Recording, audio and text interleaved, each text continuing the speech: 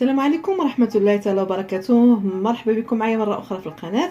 نتمنى تكونوا بصحه جيده وبالف خير ان شاء الله. اليوم غنقدم واحد الكاطو كلاصي اللي غنخدم فيه كقاعده اساسيه لا جينواز، اللي غنحتاج فيها ان شاء الله 90 غرام ديال السكر حبيبات او سكر سنيده، كيس فاني، 3 البيضات حجم متوسط، وعندي 81 غرام او 80 غرام ديال الدقيق النوعيه الجيده، وعندي 9 غرام ديال الكاكاو.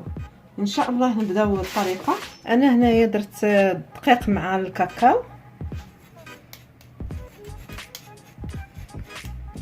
بالنسبه لهذا القياس ديال هاد المقادير اللي عندي كنحتاج طاوه ديال 30 على 40 هي اللي كنطلق فيها العجينه ديال لا جينواز. بالنسبه للناس اللي غيديروها في طاوه كبيره يذوبوا المقادير. كتاخذوا طراب، اي طراب عندكم، كنوضع 3 البيضات كاملين، ما كنطلعش البيض بوحدو والصفر بوحدو.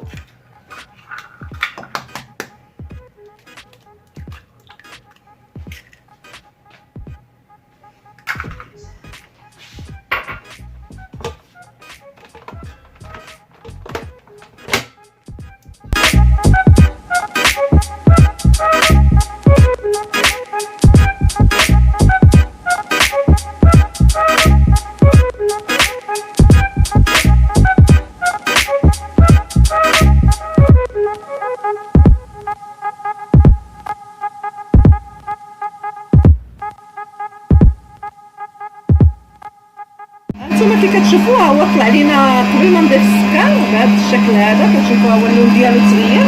دابا غنبدا نضيف السكر، نديرو على 2 دفعات.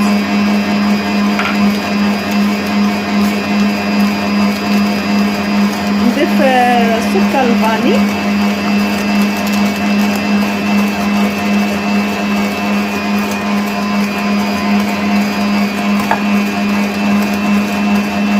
نزيد القياس الثاني ديال السكر،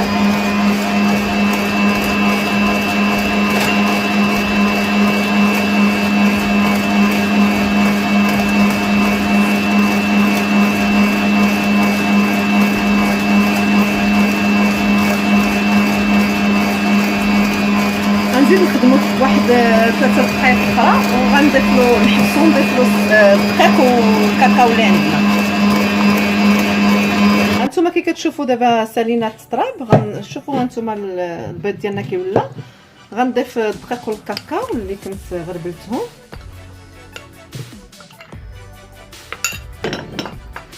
انا شعلت الفران كيسخن على 170 درجه باش ندخل لا جينواز ديالي طيب. بالنسبه لا جينواز غنخليها، انا بالنسبه ليا الفرن ديال الكهرباء غنخليها مده 10 دقائق كافياني باش يطيب لي لا جينواز ديالي.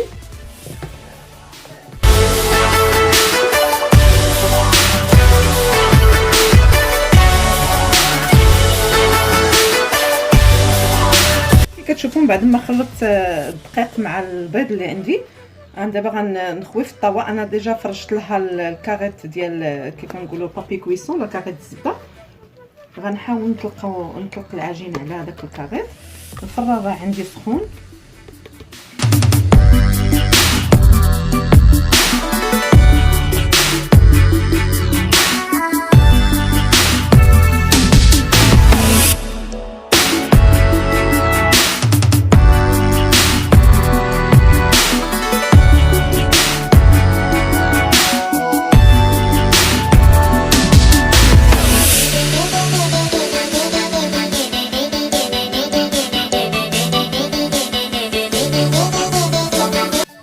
دابا غندخل لا جينواز للفران ونرجع لكم ان شاء الله.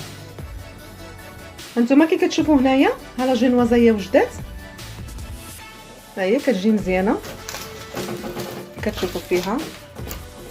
دابا ان شاء الله غندوز للمرحله الثانيه. غنوجد واحد البسكويت اللي غنحط لكم الفيديو ديالو في صندوق الوصف، وندوز الليموس ان شاء الله نخدمهم معكم. كتشوفوا هنايا البنات من بعد ما طيبت لا جينواز ديالي، ها هي قطعتها على قد هذا الاطار، هذا القياس اللي بغيت. غنسقي لا جينواز ان شاء الله بالحليب. غندير فوق منها الطبقه المقرمشه او المقرمشه. هنا غنستعمل 100 غرام ديال الشوكولا غيش اولي هذا. غندير واحد 40 غرام ديال فيوتين، وغندير واحد 2 معالق كبار ديال زيت المائده غنديرها مع الشكلاط. هذه هي الطبقه اللي غندير، لانني ما استعملتش فيها اللوز. ديجا انا خادمه واحد لو بسكوي، راه حطيت لكم، نزل لكم رابط الفيديو ديالو في صندوق الوصف. هو اللي غندير وسط الكريمه اللي غندير في الكاطو ديالي. غندير وسط منها، لان حتى هو كيجي واحد المذاق فيه زوين، كيجي حتى هو فيه داك اللوز هكا كروكون، كيجي زوين.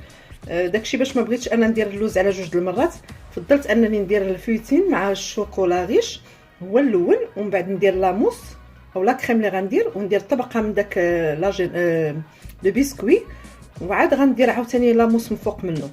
دابا ان شاء الله نمشي ندوب الشكلاط ونرجع لكم. انتما كي كتشوفوا انا دوبت الشكلاط، ضفت له الزيت اللي 2 معالق ديال الزيت اللي وجدت معكم، زيت المائده. كنضيف له فيوتين. غنعاود نذكر بالمقادير. عندي 100 غرام ديال الشوكولا غيش، 2 معالق ديال زيت المائده، وعاد كنضيف واحد 40 غرام ديال الفيوتين. ممكن تضيفوا اللوز حتى هو، اللوز كراميليزي حتى هو تضيفوه معاه. هانتوما كي كتشوفوا هنايا بالنسبه لهاد لا جينواز ديالي انا غنحاول نفزكو شويه بالحليب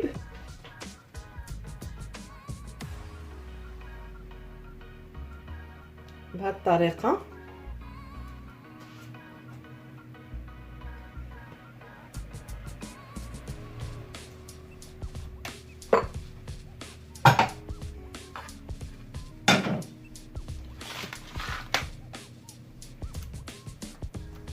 ممكن ديروا الماء والسكر والفاني، ديروا الحامض حتى هو، نكهه القهوه، ممكن اي حاجه تفزكوا بها الكيك ديالكم. دابا غنوضع هاد الطبقه اللي وجدت، غنحاول نوزعها على لا جينواز.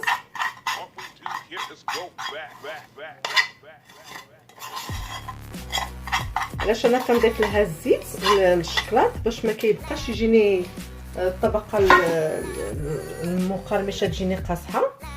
بهذه الطريقه الزيت كتخليها تبقى رطبه دغيا كتقطع. وحتى بالنسبه للشكلاط من الاحسن تستعملوا فيها الشكلاط نوعيه جيده. ملي كنستعملوا الشكلاط عادي كيبقى صح، وملي كتجي تقطع ما كيبغيش يتقطع الكيك ديالنا او الطورطه ديالنا.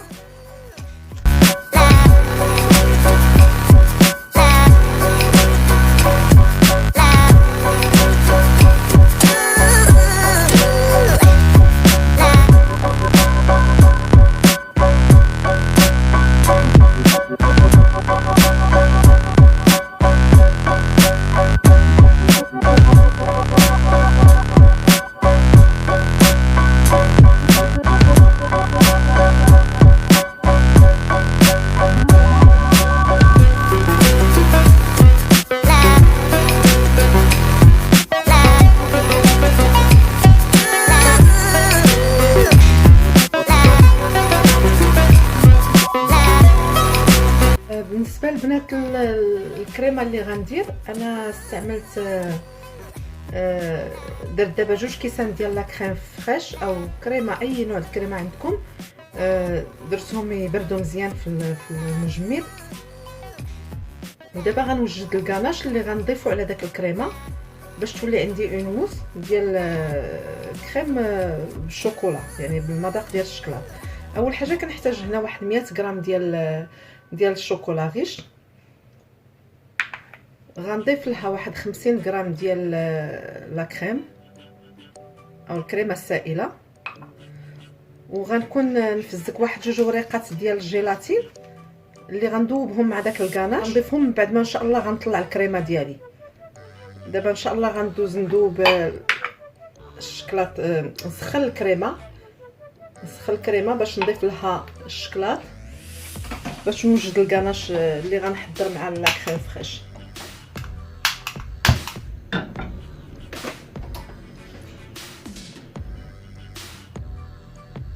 انا هنا غنمشي غنفزك هاد جوج وريقات ديال الجيلاتين في الماء حتى يرطبوا لي، عاد نضيفهم للكاناش ان شاء الله.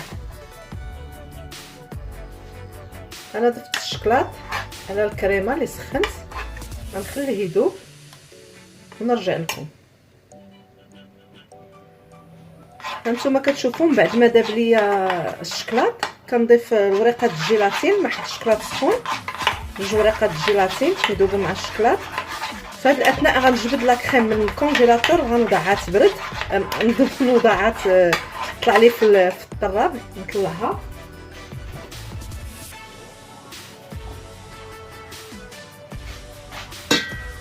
هنا كتشوفوا بعد الكاس الاول والكاس الثاني هي بارده بزاف، غنديرها تطلع.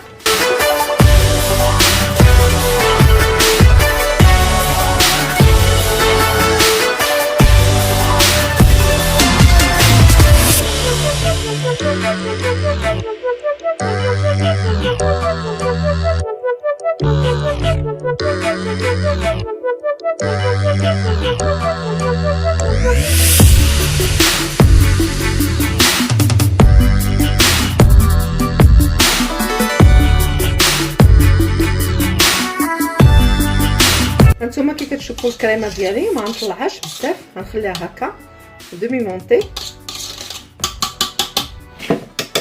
وغنضيف لها الشكلاط اللي الكاناش اللي وجدت واللي ضفت فيه الجيلاتين.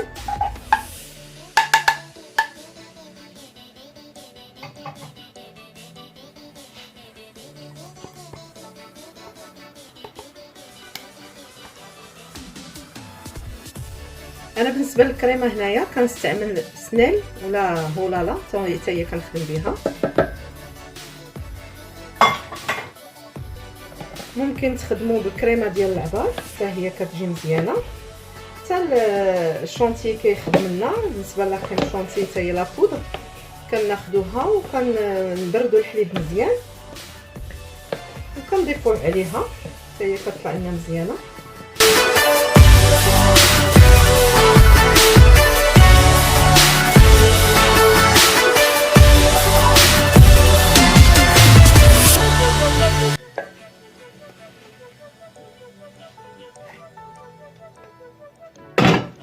انا خديت كميه من الكريمه وضعتها في هذا البوش، خرجت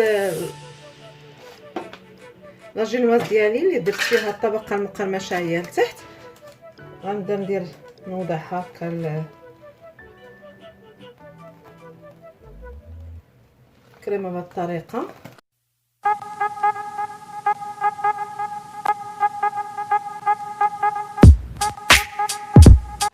كنحاول نقاد الكريمه اللي عندي بهالطريقه هذه، نوزعها بطريقه متساويه على الكيك. هنا كنجيب داك لو بسكوي اللي كنت وجدت في الفيديو اللي غنحط لكم ان شاء الله، بسكوي مازاغا. كنجيبو كنهزو غير بشويه لان كيتكسر، نحاول نوضعو فوق الكريمه اللي درت بهذا الشكل هذا.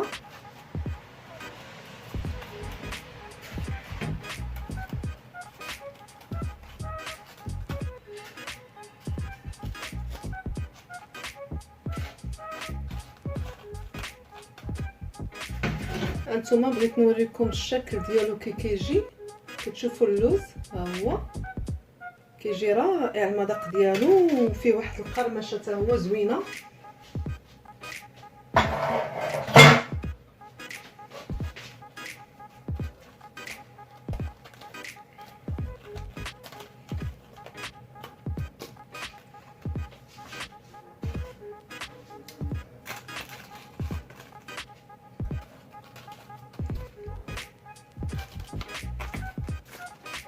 وغنضيف الكريمه المتبقيه عندي من الفوق.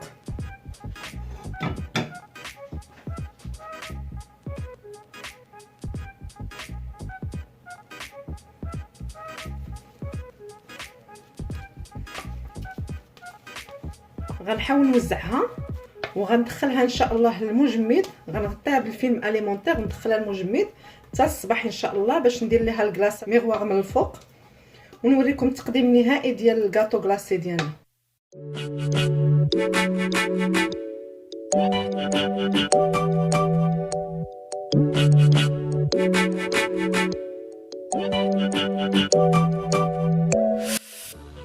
كي كتشوفوا الكاطو ديالنا من بعد ما خرجته من الثلاجه كيجي بهذا الشكل هذا.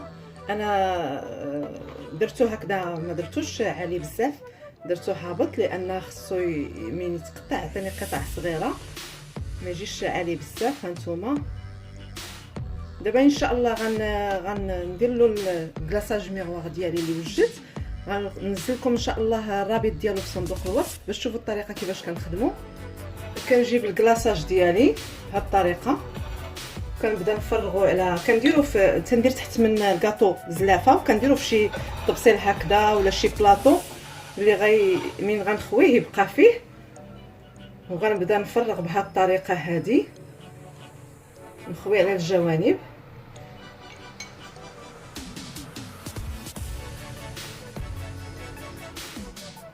وهذا الشيء اللي كيبقى ديال الكلاصاج تنعاودو نديروه في الاماكن اللي ما فيهاش، اللي ما وصلهاش، نهزو بهذه الطريقه.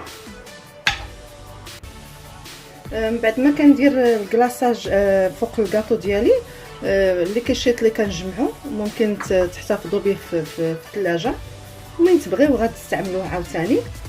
دابا غندير الفيوتين من الجناب وغنزوق الكاطو ديالي. كي كتشوفوا هنا انا جبت هذا الملمع اللي كنخلطو بالروح ديال الماء الزهر، درتو في هذا البانسو، كنقرش بهذه الطريقه. ممكن تزينوا بالطريقه اللي كتعجبكم، كل واحد يدير الطريقه اللي ترضيه.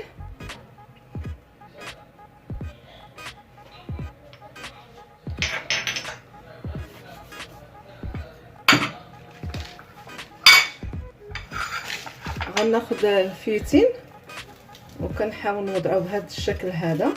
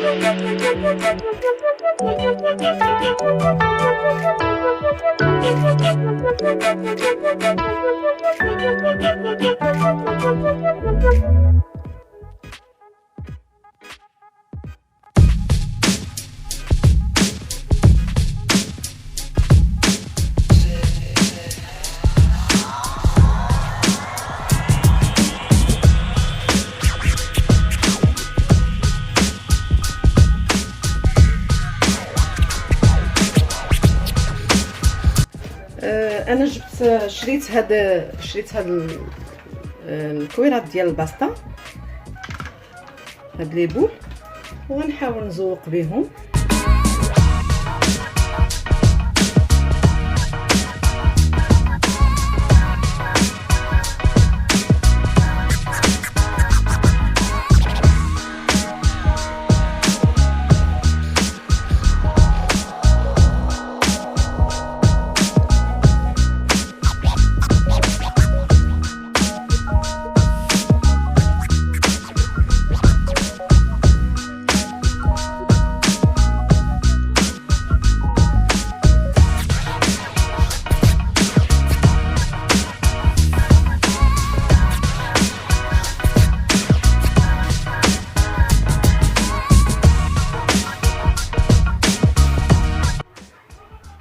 الكاطو ديالنا من بعد ما كملتو كيجي بهذا الشكل هذا. كتشوفوا شوفوا الكلاصاج كي كيجي كيبري صراحه، كيجي زوين، كيجي لامع. نتمنى هذا الكاطو كلاصي ديال اليوم يعجبكم وتجربوه. مكونات بسيطه صراحه، وكيبان بحال مشري من محلات ديال المخبزات، يعني ما كيبانش بحال مصايب في الدار. بالنسبه للناس اللي كيزورونا اول مره في القناه، ما تنساوش ديروا لنا اشتراك واعجاب وتفعيل الجرس، وتبارطاجيو لي الفيديوهات مع العائله والاصحاب باش يوصلوا لاكثر عدد من الناس. وشكرا لكم وبالصحه والراحه.